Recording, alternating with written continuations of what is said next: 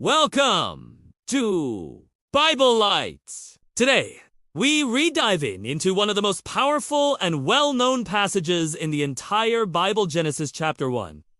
Have you ever wondered about the very beginning, how everything we see and know came to be? Well, that's exactly what we're going to explore. We'll break down the epic story of creation day by day in a simple way that's easy to follow and, most importantly, meaningful for our lives today. So, grab your Bible or just listen along as we journey back to the dawn of time. Let's begin. Before we jump into day one, let's set the stage. The book of Genesis opens with these profound words. In the beginning, God created the heavens and the earth. Imagine that for a moment. Before this declaration, there was nothing. The scripture describes the earth as formless and empty, with darkness over the surface of the deep. It paints a picture of a vast, chaotic, and unorganized space. But then, something incredible happens. The Spirit of God is described as hovering over the waters. This isn't a passive presence. It's a sense of anticipation, of divine energy, ready to bring order, beauty, and life into existence. This is the blank canvas upon which God is about to paint his masterpiece. It's the moment just before the first spark of creation. And so it begins. On day one, God speaks the most famous command, "Let there be light." And just like that, light bursts into existence, shattering the darkness. This isn't just any light. It's the very concept of light itself. God saw that the light was good, and he separated it from the darkness, calling the light day and the darkness night. This first act is foundational. It establishes a rhythm, a cycle of time, and it shows that God's very nature is to bring light and order out of darkness and chaos. Then comes day two. God says, "Let there be a vault between the waters to separate water from water." This vault, which he called sky, created a separation between the waters above and the waters below. In modern terms, we can think of this as the formation of our atmosphere. It established the heavens above and the oceans below, creating the essential structure for the world to be habitable. It's another step in bringing perfect order to the universe, preparing a space for life to flourish. On day three, the world really starts to take shape. God commands, "Let the water under the sky be gathered to one place, and let dry ground appear." And so, the seas were formed, and the land emerged. But God wasn't finished. On this same day, he spoke again, and the land sprouted with life, vegetation, plants yielding seed, and trees bearing fruit. Think about the incredible variety, from the tiniest blade of grass to the mightiest tree. This wasn't just about creating land. It was about making it fruitful and beautiful, capable of sustaining future life. Day 4 is a celestial spectacle. God says, "Let there be lights in the vault of the sky to separate the day from the night."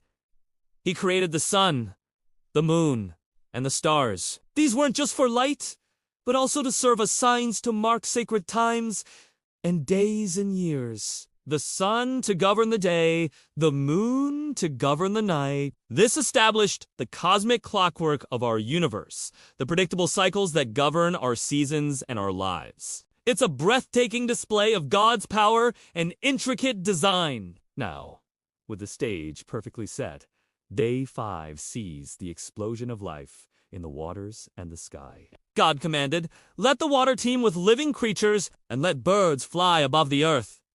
The seas were filled with great creatures of every kind, and the air was filled with every winged bird. And God blessed them, saying, "Be fruitful and increase in number." Life was now moving, swimming, and soaring. The world was no longer silent. It was filled with the sounds and movements of God's creation. Finally, we arrive at day 6, the pinnacle of creation week. First, God populates the land, saying, "Let the land produce living creatures according to their kinds, livestock, creatures that move along the ground, and wild animals." But the climax of the day and of the entire creation story is yet to come. With everything else in place, God says, "Let us make mankind in our image, in our likeness, And so, he created humanity male and female. This is incredibly significant. Unlike the animals, humanity is made in the very image of God, and he gave them a special role to rule over the fish in the sea, the birds in the sky, and over every living creature that moves on the ground. God looked at everything he had made, including humanity, and declared it very good. Creation was complete. So, what are the key lessons we can take from Genesis 1? First, it reveals the nature of God. He is powerful, creative, and intentional. He speaks, and worlds come into being. He brings order from chaos, light from darkness, and life from emptiness. Everything he does is good. Second, it shows us the value of his creation. The universe isn't an accident. It's a deliberate, intoricato design. Every star, every animal, every plant was spoken into existence with purpose. It should fill us with a sense of awe and a desire to be good stewards of this beautiful world he has given us. Third, and perhaps most importantly, it tells us about our own identity. We are not just another species. We are made in the image of God. This gives every single human being inherent dignity, value, and purpose. We are created to reflect his character and to care for his world. It's an incredible calling. How can we apply this ancient story to our modern lives? The principle of bringing order out of chaos is a powerful one. In our own lives, we can face chaotic situations. In our relationships, our work, or our minds.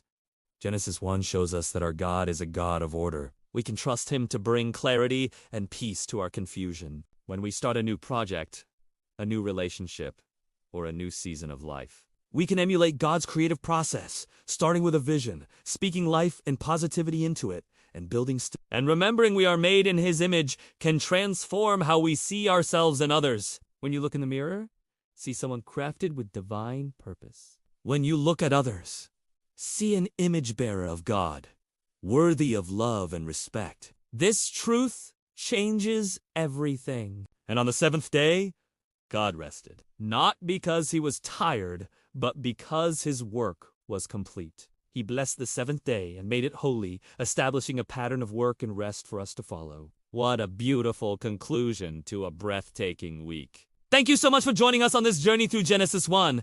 I hope this breakdown has helped make this incredible story clearer and more meaningful for you. If this has blessed you, please consider liking this video and subscribing to Bible Light for more simple, in-depth explorations of the scriptures. We'd love to hear your thoughts in the comments below. What part of the creation story stands out to you the most? Until next time, may you see God's creative hand all around you. God bless.